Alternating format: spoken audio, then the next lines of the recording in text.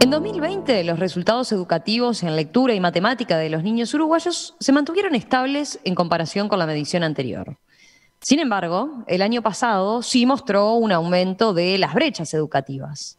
Más del 5% de los niños de contexto muy desfavorable no asistían a las escuelas sobre fin de año, mientras que entre los de contexto muy favorable la cifra era inferior al 1%.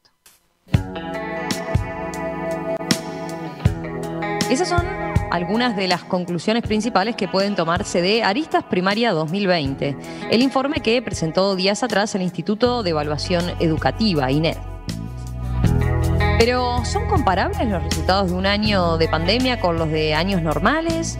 ¿Cómo hay que leer eso de que los resultados se hayan mantenido? ¿Qué conclusiones se puede sacar a futuro? ¿Qué mejoras se pueden tomar? Bueno, vamos a adentrarnos en este informe de Aristas 2020 con uno de los integrantes del Consejo Directivo del INED, a quienes ustedes conocen bien, también de nuestras tertulias, el doctor en Psicología Educacional, Guillermo Fossati. Guillermo, ¿qué tal? Un gusto saludarte. ¿Cómo estás? Bien, bien. ¿Qué tal, Romina? Un gusto para mí estar nuevamente en conversación contigo y en todo lo que para mí es tan importante que fue el recordar mi pasaje, un pasaje de 4 años en las tertulias. Estuve 4 años participando con un placer muy grande de estas tertulias semanales. Ahora te convocamos con otro sombrero en este caso. Otras veces habíamos hablado contigo por el tema de la evaluación educativa, pero en tu calidad de especialista en la temática. Ahora ya en este nuevo desafío de ser integrante del Consejo Directivo del INED. Guillermo, te propongo empezar recordando brevemente qué objetivos tienen los informes de Aristas del INED. Bien, bien. Es importante eso. Es decir, Aristas es una evaluación nacional de logros educativos que lleva adelante el Instituto Nacional de Evaluación Educativa y lo lleva a cabo cada 3 años. La primera medición en el caso de Aristas Primaria, que es de lo que estamos hablando hoy, se hizo en el año 2017 y la segunda se hizo en el año 2020. No se diseña Aristas para evaluar el aprendizaje de contenidos curriculares que sean específicos de una determinada clase o de un determinado centro educativo. Y esto es importante señalarlo. Busca ser representativa de los contenidos curriculares a escala nacional, lo que se denominaría el currículo intencional o prescrito, aquello que hace a los programas oficiales.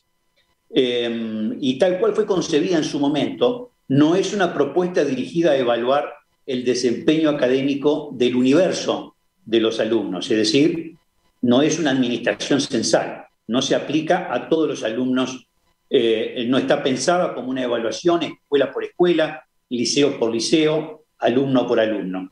Esto es muy importante señalarlo para colocar en justa dimensión lo que es las pruebas Aristas. Son pruebas que se diseñan para evaluar competencias y contenidos curriculares que hacen a los objetivos de la enseñanza, es decir, lo que se espera que los docentes enseñen y lo que se espera que los alumnos logren aprender. Y este es un aspecto importante en ese sentido. Por tanto, una aclaración, ¿sí se le hace a todos los niños que están en tercero y sexto o ustedes eligen o se selecciona previamente una muestra de alumnos de tercero y de sexto o de determinados centros a los cuales se le aplica la prueba? Claro, cuando digo que no se le hace al conjunto, al universo de los alumnos, me refiero que a todos los alumnos de tercer grado escolar y de sexto grado escolar no son evaluados. Se toman muestras representativas, muestras probabilísticas que permiten, si la muestra está bien tomada, hay grandes desafíos técnicos. El instituto es un instituto técnico y toda la complejidad que está detrás de medir rendimientos presenta información a nivel del sistema en su conjunto y por lo tanto lo que hace es trabaja con muestras y a partir de las muestras saca conclusiones o infiere cómo le está yendo a la población en su conjunto, en este caso la población de tercer grado escolar y la población de sexto grado escolar. Y con un cierto nivel de desagregación que no es muy exhaustivo, es decir, no te permite conocer los resultados por regiones del país, no te permite conocer los resultados por departamento del país, te permite ver los resultados a escala nacional y con unas ciertas categorizaciones, por ejemplo, públicos, privados, por ejemplo, distintos tipos de centros educativos a nivel público, pero siempre con ese nivel de agregación. No te da resultados que te permitan ver cómo le está yendo a Pedrito. Te permite ver concretamente cómo le está yendo, ni siquiera a un centro educativo específico, sino a los centros educativos con distintas características que los diferencian a los unos de los otros. Exclusivamente mide lectura y matemática, ¿verdad? Exacto, exclusivamente estas dos asignaturas. ¿Por qué esas dos asignaturas en concreto? Ahí está. Son dos asignaturas instrumentales que se convierten en las herramientas que se necesitan para los procesos de aprendizaje y va más allá de estas asignaturas específicas, es decir, los conocimientos y las competencias que se adquieren, por ejemplo, en lectura, se utilizan obviamente para poder abordar el aprendizaje de ciencias, el aprendizaje de geografía, historia. Por lo tanto, son dos herramientas instrumentales. Hay que poner un cierto límite, es decir, me preguntaban en un programa de radio hace unos días, ¿por qué no ciencias, por ejemplo? Si contrastamos con la realidad de lo que hace, por ejemplo, PISA, cuando evalúa a nivel de los chicos, los adolescentes que tienen 15 años de edad, y lo hace en lectura, matemática y ciencias. Bueno, en el caso de Aristas, tal cual fue concebida en su momento, se consideró lectura y matemática. Tal vez merezca una consideración hacia adelante si se introduce, por ejemplo, ciencia, con la importancia que ciencia tiene mirando hacia el mundo de hoy y el mundo de mañana. Pero cada decisión que se toma tiene un costo-oportunidad porque es un tiempo que dejaste de tener disponible para otro tipo de cometidos. Y hay que tener presente que el instituto tiene varios cometidos. Tiene que evaluar programas, tiene que evaluar aprendizajes, tiene que evaluar otro tipo tiene que evaluar a nivel del sistema y tiene que evaluar a nivel docente. Es decir, tiene varias competencias, varios desafíos. Otra aclaración más para entender Aristas primaria en general y después pasamos a este año al 2020 en particular, el informe del año pasado. ¿La prueba como tal se hace de forma virtual? Sí, exactamente. Las pruebas son pruebas que se aplican a través de medios virtuales, a través de computadoras. Tenemos un apoyo muy fuerte de Ceibal en la distribución masiva en todo el territorio nacional. Contamos en estas oportunidades, como también lo contamos en oportunidades anteriores, con un apoyo importante del Ministerio del Interior en todo lo que hace a la distribución. Hay que llevar las computadoras a los centros educativos en todo el territorio nacional de aquellos centros educativos que fueron seleccionados en la muestra. Pero estamos hablando de un número muy importante, por lo tanto es un esfuerzo y cabe agradecer los apoyos recibidos para poder llevarlo adelante. Sin el apoyo, por ejemplo, de Ceibal, que es el que presta las unidades, no sería posible que cada alumno que esté estado o que responda a las pruebas esté frente a una computadora para poder responder a las pruebas. Claro. ¿Se puede manejar algún ejemplo concreto de cuestiones que se le pregunten para que el oyente se haga más idea de por dónde va la prueba? Puedo hacer el compromiso de enviarte algún ejemplo. Perfecto, y los ponemos. En realidad están en documentos, en este caso en cuestión, es interesante la pregunta, porque a diferencia de los documentos del 2017, donde cuando se presentaban los descriptores que hacen a los distintos niveles de desempeño, se ilustraba con algunos desafíos, algunos ítems o preguntas específicas que se le presentaban al alumno y se daban algunos ejemplos que eran característicos o típicos de cada nivel de desempeño. En el caso de Aristas Primaria 2020, que utiliza el mismo marco de referencia que el 2017, los mismos descriptores y los mismos puntos de corte para definir estos niveles de desempeño. Por ejemplo, en lectura de tercer grado escolar hay 5 niveles de desempeño. En lectura de sexto grado escolar hay 6 niveles de desempeño. Y en matemática, tercero y sexto, en cada una de ellas hay 5 niveles de desempeño. Estos niveles de desempeño son el producto final de un complejo proceso para definir cómo se van a caracterizar. y en el 2020 simplemente se remite a la documentación del 2017 para encontrar ejemplos concretos tal cual tú estás planteando. Bien. Lo primero que podemos preguntarnos sobre la edición 2020 es ¿por qué realizar el estudio en un año totalmente distinto a los anteriores, ¿no? O por lo menos respecto a 2017, que como decías es el anterior que hay. Las autoridades salientes, por ejemplo, habían postergado el informe para 2021, de hecho, por considerar que los posibles resultados eran incomparables. Pero cuando ustedes asumieron en julio, se resolvió efectivamente hacer igual la prueba. ¿Por qué? Bueno, fue un momento de sana controversia, en el sentido de que son aceptables lecturas distintas o miradas diferentes. Lo que nosotros, la comisión directiva, y no era la comisión directiva entrante enteramente, porque en esa toma de decisión estaba la presidenta del instituto anterior, Alex Massey, que acompañó y que de hecho ella tenía una diferencia con respecto a otros integrantes de la comisión directiva anterior, con respecto a lo oportuno o inoportuno, a lo posible o a lo difícil de llevar adelante Aristas Primaria 2020. Ella estaba a favor y dio su fundamento. En el caso nuestro lo entendimos también en ese sentido, por varias razones. No se reduce a la comparabilidad con el 2017, que es donde puede presentar una serie de dudas a priori con respecto a la factibilidad de esa comparabilidad.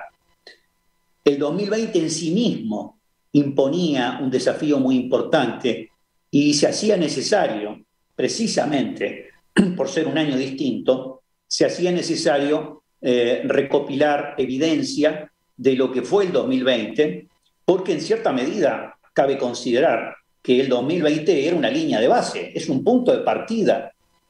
Nos guste o no nos guste, la pandemia llegó, obviamente a disgusto de todos, y como tal te marca una realidad con sus consecuencias. Entonces, y por lo tanto, ustedes entendían que era importante evaluar para lo que se haga de acá a futuro, o sea, de qué forma el año 2020 va a incidir en las trayectorias educativas, en los programas y demás, teniendo en cuenta que fue un año de quiebre total.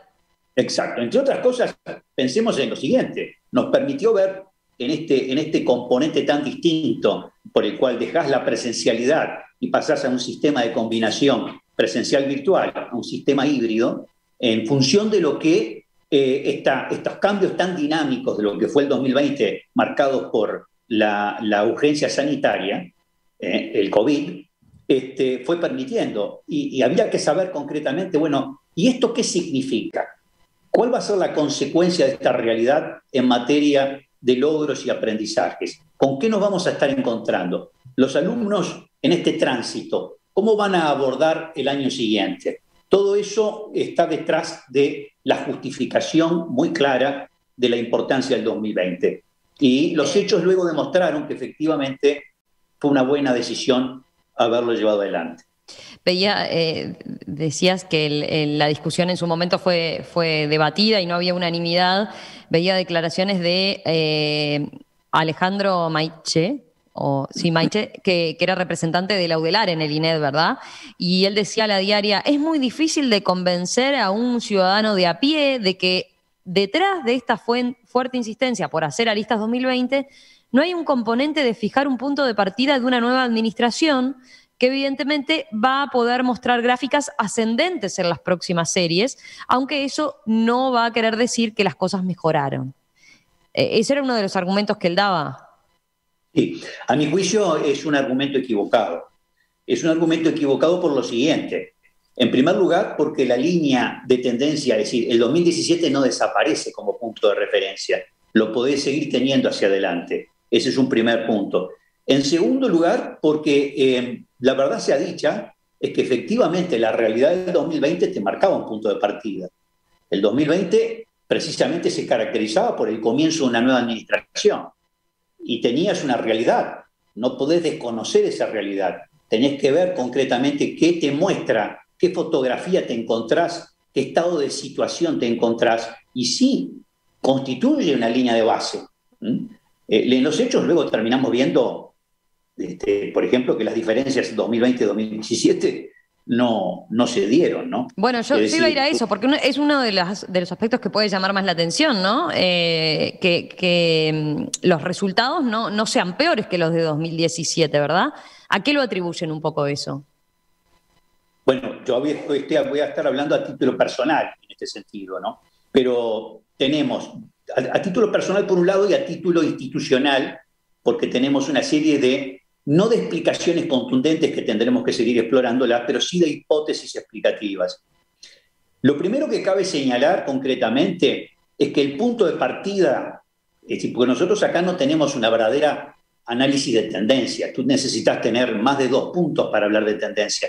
Tenemos un único punto de referencia que es el año 2017. Y ese año 2017 no era particularmente un año que mostrara una fotografía alentadora en materia educativa, en materia de resultados educativos. Por lo tanto, es el comparativo con un punto de partida muy bajo de ese 2017, por lo cual no hay que sentirse tampoco nada satisfechos por el hecho de decir los resultados que estamos encontrando no muestran diferencias. De hecho, curiosamente, un poquito a favor del 2020. No es significativo, pero hay una pequeña diferencia a favor en materia de los resultados de aprendizaje que muestra el 2020 con respecto al 2017. Ahora, se han dado una serie de cambios muy importantes que son interesantes para tratar de poder explicarnos por qué o tratar de encontrar una luz de comprensión a esto. Por ejemplo, si bien hubo menos tiempo de enseñanza en el 2020, ese tiempo fue destinado casi exclusivamente a lectura y matemática. Pero, eso puede haber incidido en el hecho de que, dado que son las disciplinas que se miden en las pruebas, bueno, en general se hayan, digamos, entre comillas, perdido conocimiento, pero se reforzó en esas áreas que son las más importantes. Claro, no solo, es decir, hay que tener presente un 98%. Estamos hablando de prácticamente, hay un sacrificio que se hizo de otros cometidos de la enseñanza en estos 2 grados educativos, que es lo que dejaste de abarcar para colocar el foco enteramente en lectura y matemática. Después tenés otro aspecto muy importante. En el año 2020 hubo un significativo mayor uso de los libros de texto orientados a los perfiles de egreso trazados por la Administración Nacional de Educación Pública y a lo que miden las pruebas de aristas. Es decir, el cuaderno para leer y escribir y el cuaderno para hacer matemática de la ANEP se comenzaron a usar en el 2017 y han ido incrementando su uso con el tiempo.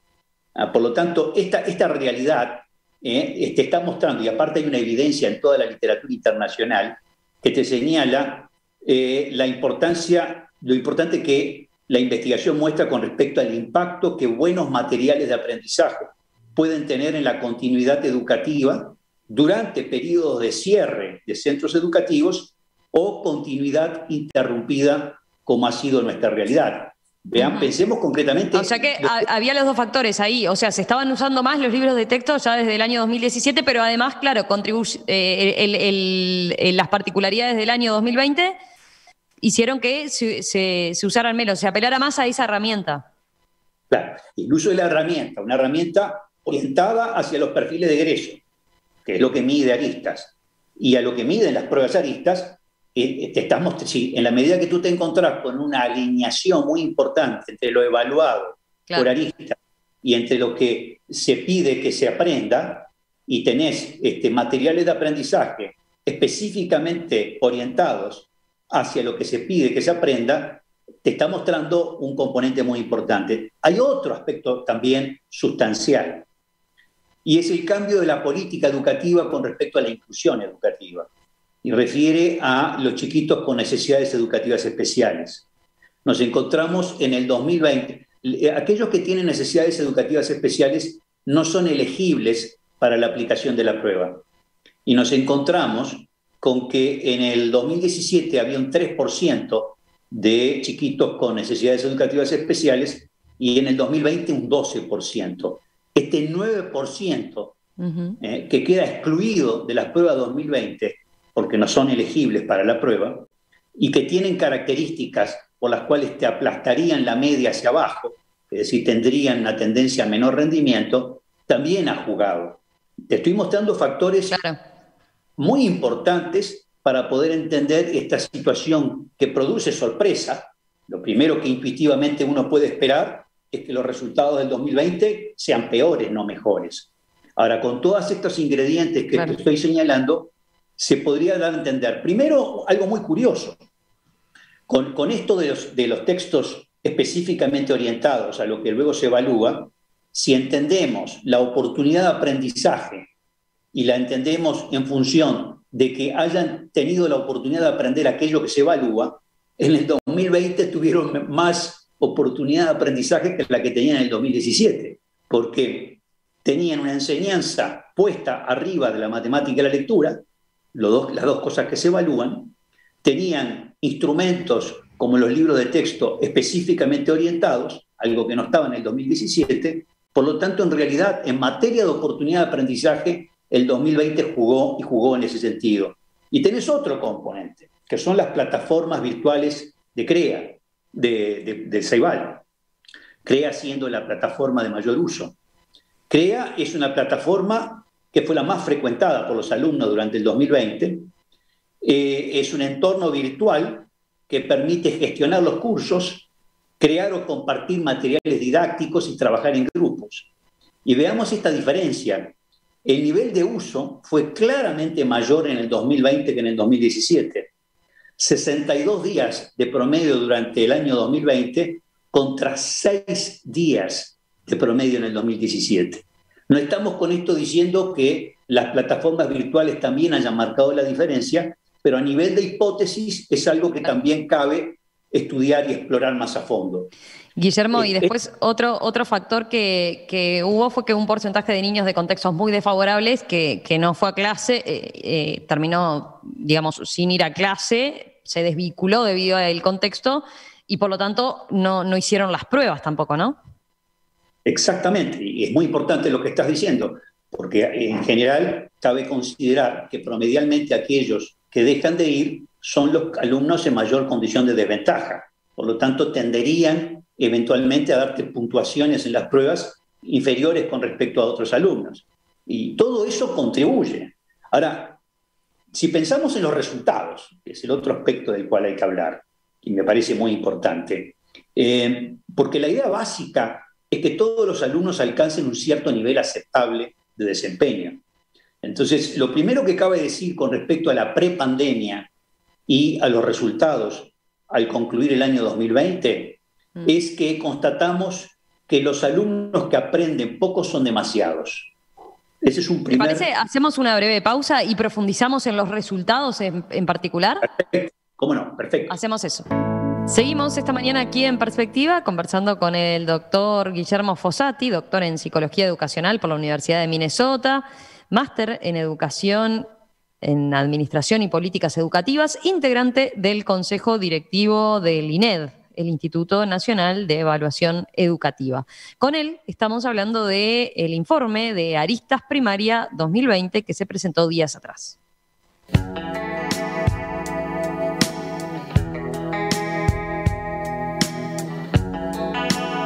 Guillermo, hasta ahora estábamos dándole contexto un poco a la evaluación, a lo que era Aristas en general y después a las particularidades que tuvo el año pasado a la hora de hacer el informe, por qué decidieron hacerlo, qué aspectos tuvieron en cuenta que cambiaban en un año tan particular, tan distinto, sobre todo para el sistema educativo, pero quedó planteado el tema de los resultados.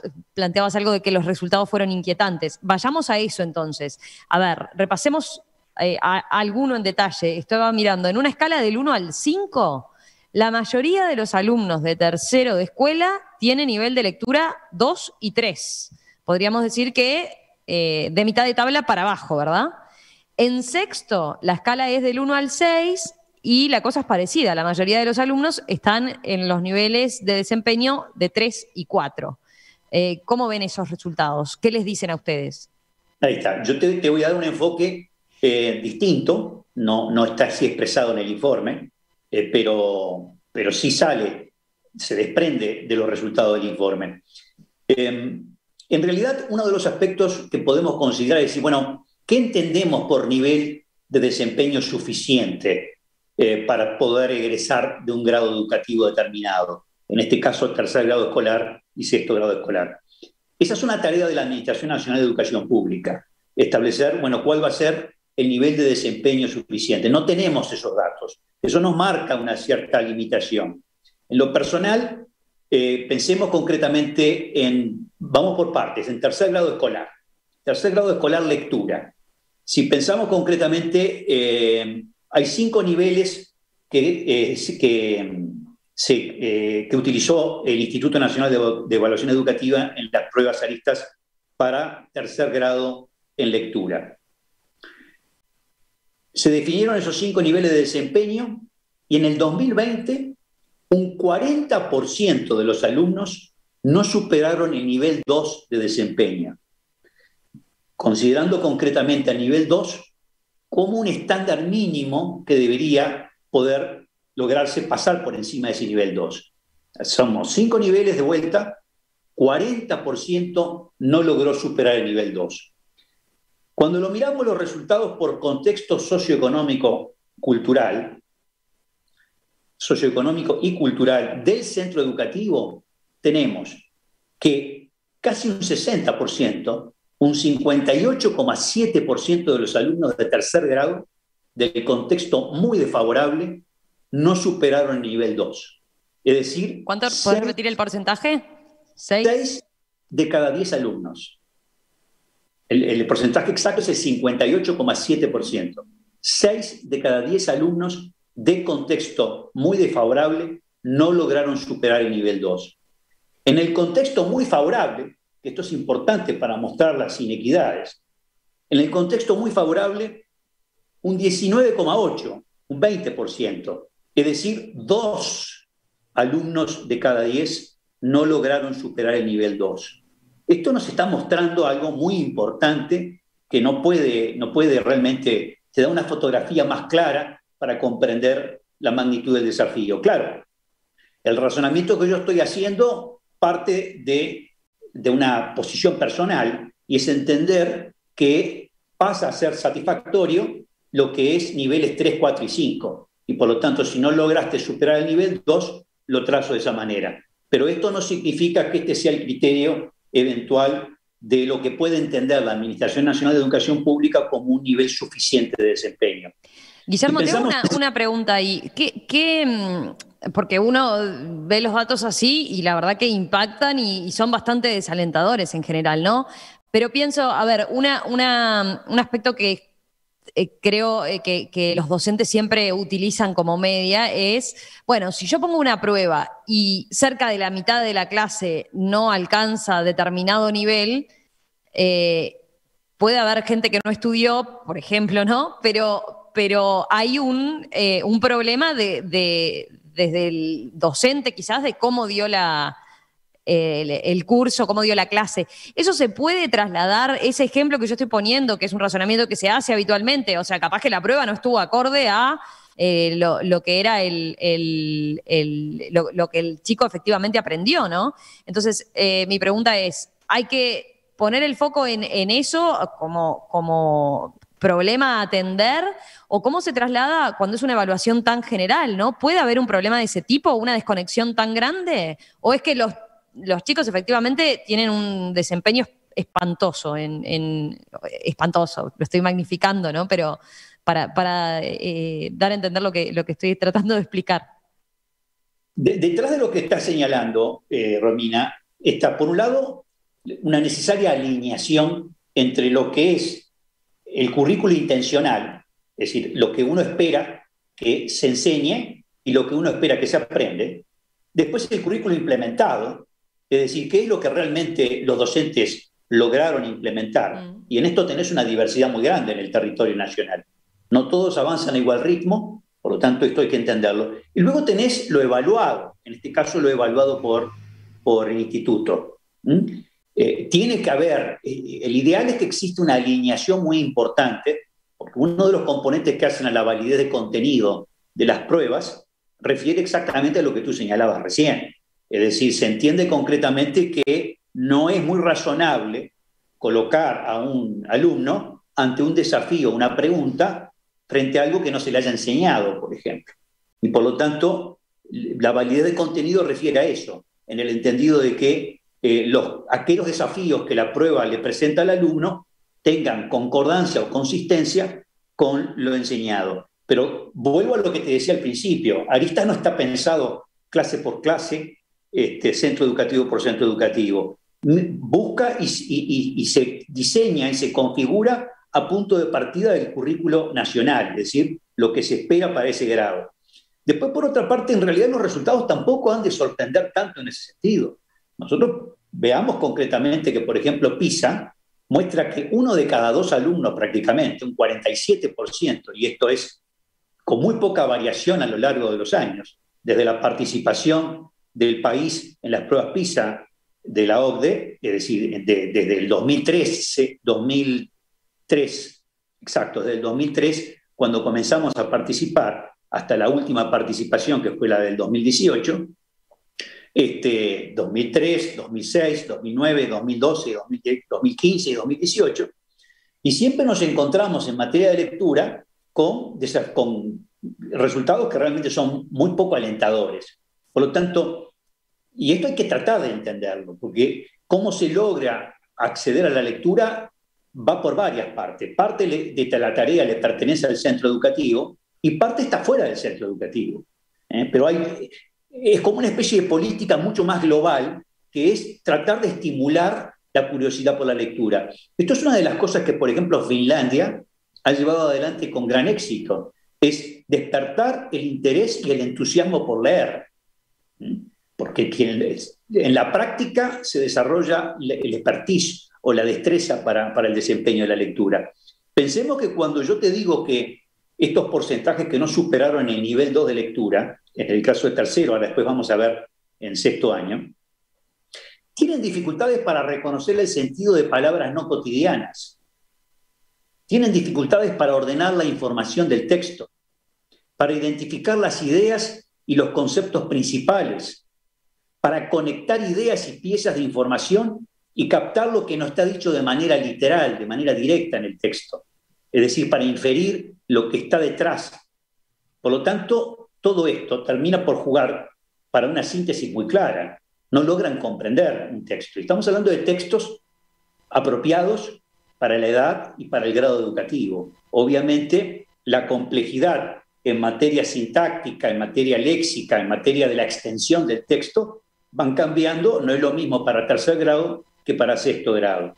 Y por lo tanto, tenemos en la comprensión lectora un desafío muy grande. Existía antes, yo recuerdo cuando la presidenta de primaria en la administración anterior, Irupé Bussetti, con enorme honestidad, ella señalaba, llegan a sexto grado escolar y simplemente no comprenden, no pueden leer un texto de un diario y entender lo que están leyendo. Y lo decía eso en porcentajes enormes del alumnado. Por lo tanto, tenemos allí una tarea, y esto no es un problema de asignar culpas hacia los docentes. Esto es un problema que tiene varias patas. Son distintos componentes que tienen que converger para encontrar el resultado deseado. Yo te decía esto en tercero. Veamos sexto grado. En sexto grado, para lectura de sexto, se definieron 6 niveles de desempeño. En el 2020, un 18% de los alumnos no superaron el nivel 2, significativamente distinto a la realidad que veíamos en tercer grado. El nivel 2 de desempeño, pero son 6 niveles acá, ¿no? Contra un 20% en el 2017, a propósito. Pero pensemos en lo siguiente, un 32% de los alumnos de sexto grado de contexto socioeconómico y cultural muy desfavorable no superaron el nivel 2, es decir, 3 de cada 10 alumnos. Uno puede decir, bueno, bastante mejor que lo que veíamos en tercer grado. Ahora, cuando lo vemos en el contexto muy favorable, en sexto grado, nos encontramos que solo un 4,5%, es decir, que 4 de cada 100 alumnos, mientras que acabé de decirte 3 de cada 10 alumnos del contexto muy desfavorable, ahora te digo 4 de cada 100 alumnos para el contexto muy favorable. Las distancias asustan en materia de lo que significan los logros de los unos y los otros. Circunstancias muy similares nos encontramos en matemática. En tercer grado de matemática, por ejemplo, se definieron también 5 niveles de desempeño, y en el 2020 un 47% de los alumnos no superaron el nivel 2. Cuando lo miramos por contextos socioeconómicos y culturales, nos encontramos que en el contexto muy desfavorable, un 68%, es decir, 7 de cada 10 alumnos no lograban superar el nivel 2 en una escala de 5 niveles, y teniendo 5 niveles de desempeño, contra 2 de cada 10 alumnos para el contexto muy favorable. Esto es en tercer grado de matemática. Es decir, los resultados obligan a pensar y obligan a entender concretamente que el país tiene un desafío muy grande para levantar los rendimientos de aquellos chiquitos que están en condiciones más desfavorables. Yo te iba a preguntar eso, porque ya tenemos que ir redondeando. A ver, en varios puntos del informe se marca eso. Lo que se ve es que se acentúa en todo caso la brecha, ¿no? Ya cada vez es más el problema, y 2020 en particular fue también una instancia donde eso se vio reforzado. Se vio reforzado porque los chicos también que dejaron o se desvincularon de la escuela fueron los de contexto más desfavorable. Se ve también desde el apoyo que tuvieron en la casa a la hora de, en muchos casos, hacer las tareas, ¿verdad? Para ir redondeando y poder marcar, bueno, ¿para qué sirve tener este diagnóstico y qué se debería hacer ahora con este panorama que estás describiendo y con esta condición tan fuerte, ¿no?, del aumento de la brecha a estos niveles? Bueno, lo primero que cabe señalar como conclusión que surge es que los efectos de las circunstancias extraordinarias del año 2020 no son aleatorios, es decir, afectaron y siguen afectando diferencialmente a los alumnos. Hay una importante variabilidad en el acceso consistente a computadoras y a Internet. Hay diferencias obvias de recursos y capacidad de apoyo intencional en el ámbito del hogar familiar. No todas las familias están en igual condición para brindar apoyo. Y cuando tú estás pasando a un sistema que depende mucho de lo que sale fuera del centro educativo, porque el acceso a las plataformas virtuales parte de la posición que desde el hogar alguien tiene que estar acompañando estos procesos. Por lo tanto, estás marcando diferencias allí. Hay grandes desafíos en la tarea educativa para el 2021. Mantener la vinculación es algo muy importante. Este era el desafío del 2020 y sigue siendo para el 2021. Mantener la vinculación de los alumnos al sistema educativo, dar continuidad a los procesos de enseñanza y aprendizaje, es decir, poder y apoyarse en la experiencia acumulada del 2020. El 2021 inicia mejor. Todo este pasaje por el uso de las plataformas virtuales dejó una enseñanza en el 2020, por lo cual el 2021 va a beneficiarse en ese sentido. Y a la luz de los resultados, otro aspecto muy importante es dar un apoyo especial a los alumnos que están en el extremo inferior de la distribución de aprendizajes, que es lo que estamos viendo en base a esta realidad de lo que acabamos de mencionar. Hay que tener presente, Romina, que los primeros 10-12 años de la vida constituyen un periodo crítico en el desarrollo del potencial para aprender. Por lo tanto, lo que no se hace en ese tiempo se paga después. Y llega un momento donde no sorprenderían las deserciones, no sorprenderían los rezagos escolares y no sorprenderían los tropiezos en las trayectorias educativas. Por eso es que el sistema tiene que fortalecerse en la capacidad para identificar en tiempo y forma los alumnos que están necesitando ayudas especiales. Y en ese sentido, el instituto brinda con este instrumento, con este informe, orientado a presentar evidencia de tipo descriptiva. Ya estaremos entrando a dar otro tipo de aportes que tienen que ver con lo explicativo, a los efectos de poder tratar de entender por qué nos encontramos con esta realidad. Pero la descripción en sí misma obliga y abre una realidad importante para la política educativa. Ahora lo tiene que tomar la ANEP, ¿no? Hasta ahí, el INED llega hasta ahí. ¿Eso es lo que se plantea? El INET no pasa a jugar en el escenario de trazar la política y todo lo que hace a los diseños de medidas concretas para llevar adelante. Este es un punto importante a entenderlo, ¿no? Eso es responsabilidad de la Administración Nacional de Educación Pública, diseñar los planes, diseñar las medidas, implementarlas, ni hablemos, y el instituto lo que hace es monitorear cómo le está yendo, ver concretamente qué resultados se están alcanzando, evaluar programas, partiendo de la posición, por ejemplo, que la ANEP diseñe un programa específico de tutorías para apoyar al alumnado en condiciones más deficitarias. Interesante sería entonces instrumentar con el instituto un plan de evaluación de algunos de estos programas para ver en qué medida están dando resultados. Cuando tú tenés, como tiene toda la administración pública, finitud de recursos, tú tenés que optimizar el diseño de los programas que llevas adelante, y no todo da igual. Uno puede estar haciendo algo con toda la mejor intención, pero de pronto no es la mejor alternativa a llevar adelante para encontrar los mejores resultados. Guillermo Fossati, doctor en Psicología Educacional, integrante del Consejo Directivo del INED, del Instituto Nacional de Educación de Evaluación Educativa. Gracias, gracias Guillermo, como siempre, un gusto reencontrarnos y seguimos atentos a lo que va a ser el trabajo del instituto entonces en los próximos meses, teniendo en cuenta esto, ¿no? Esta realidad que tanto nos cambió y que tanto está atravesando sobre todo el ámbito educativo, para ver también estos aspectos que mencionabas, ¿no? Mantener el vínculo, continuidad de los procesos y apoyo entonces a ese grupo especial de alumnos de contextos más vulnerables que están necesitando ese empujón. Gracias, Guillermo, como siempre. Un abrazo. Gracias, Romina. El gusto es mío y sabés que siempre estoy dispuesto a entrar en estos temas que tanto me convocan.